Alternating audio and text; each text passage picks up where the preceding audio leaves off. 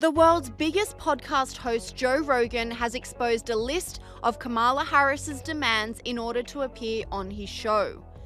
Following the hugely successful podcast interview between Joe Rogan and Republican presidential nominee Donald Trump, which was viewed 38 million times and counting, there have been calls for Kamala Harris to sit down with Joe Rogan in the same long-form interview style. Nothing has been locked in, but Joe Rogan released a statement on X outlining communication between him and the Harris camp with a list of their requests for the interview.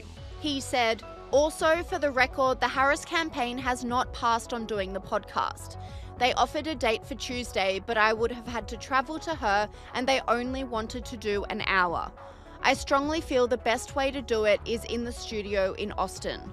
My sincere wish is to just have a nice conversation and get to know her as a human being. I really hope we can make it happen." This statement attracted a huge response from online commentators, with Charlie Kirk saying, "America deserves 3 hours with Kamala and Joe Rogan unscripted. Hope it happens and she stops trying to dictate the terms.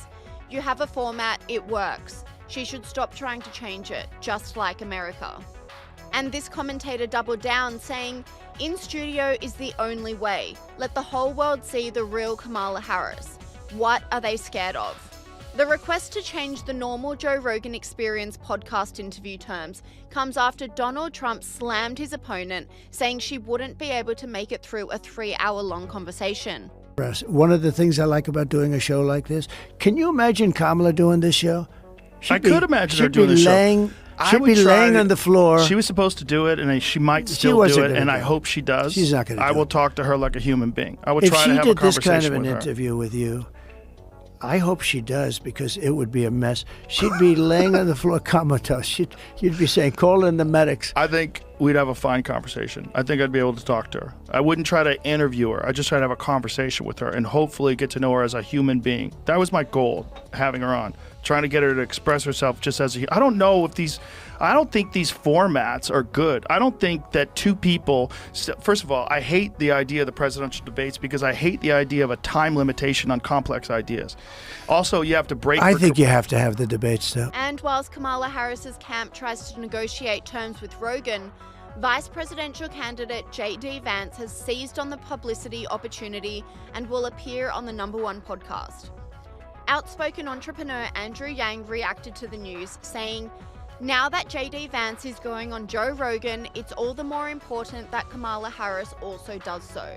Kamala Harris's demands come after she has suffered through weeks of gaffe-ridden appearances, reveals Sky News host Kel Richards. This is why she's such an appalling candidate. She's the worst candidate since Hillary Clinton, and we know what happened to her. So she's just she cannot very quickly off the top of her head think of a clever way or an appropriate way or a tactically good way to react. So she did this really stupid thing of go to the rally down the street, "You don't belong in my rally if you want to say Jesus." I mean, that's as you say, America is a far more religious country than Australia. It is. The vast majority of them are Baptists. They don't want to hear a candidate saying that. She's done herself a lot of damage. And then the idea that you can repair it by going to church tells you that Kamala might be Christian on a Tuesday but not on a Wednesday, or maybe she's Christian at 3 o'clock but not at 4 o'clock.